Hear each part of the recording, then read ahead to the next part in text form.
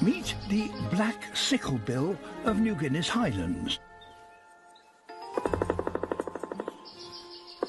Able to morph into some very unbird-like shapes.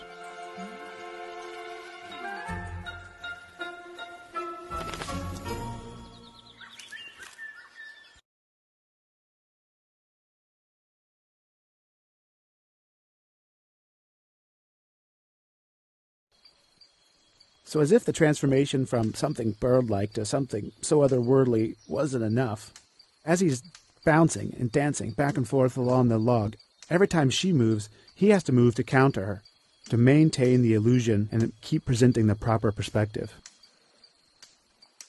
So when the female goes to the other side here and stops, this presents a really interesting opportunity for us, because we can actually see something that the female never gets to see.